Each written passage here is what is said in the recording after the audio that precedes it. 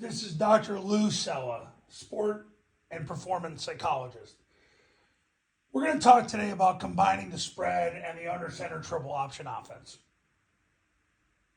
Not a lot to say. I have watched Air Force do it over the years. I watched Army do it over the years. I watched Navy do it over the years. Paul Johnson actually did it in 2013 at Georgia Tech and deliberately admitted before the season he was going to do it. And every single time it failed. Every single time it failed. The only exception was for a 4-game stretch in 2019 when Navy had Malcolm Perry. They got away with it because of a weak schedule and they caught people off guard.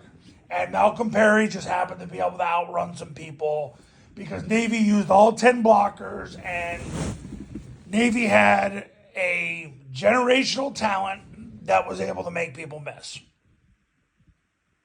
But every other time it has been done, it has failed and keeps failing.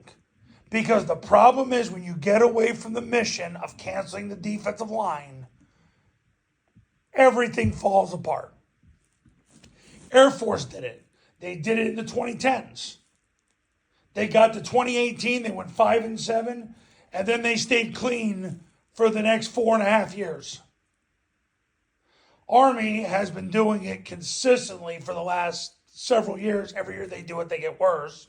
They got to the point where last year they just stayed in the gun the whole year, and they could not generate any offense. Navy, because of the combining of the offenses, led to the demise of Ken Niumatalolo. Now, he's rebranded himself as a leadership guy, and he goes to UCLA, learned what Chip Kelly did, and rebranded himself as a spread guy at San Jose State, which, if you want me to truly reserve my comments on that, I got a lot of friends on that staff, so I'm just going to keep my mouth shut. So even Paul Johnson in 2013 did it. He mixed and matched for a little while. It was the worst year he ever had. They were all over the place. It doesn't work. Now, I know guys are going to do it because they got to satisfy both sides of the equation in their mind. They've got to probably appeal to somebody they're afraid of. And they just have to have it all. Well, you can't have it all. Look, if you were making a pizza, would you put cereal on the pizza? No, it'd be disgusting. Well, that's what happens with the offense. Look, either eat breakfast or eat lunch. Pick one. Could you eat lunch for breakfast? Could you eat breakfast for lunch? Sure. Can you combine the two into one dish? No, it's gross. I mean, do you really want to eat like a combination of like burritos filled with spaghetti? And if you do, you know what? You're a sick freak. That is what it is. Look, you can't combine the two offenses. It never works. It wrecked Air Force in the 2010s.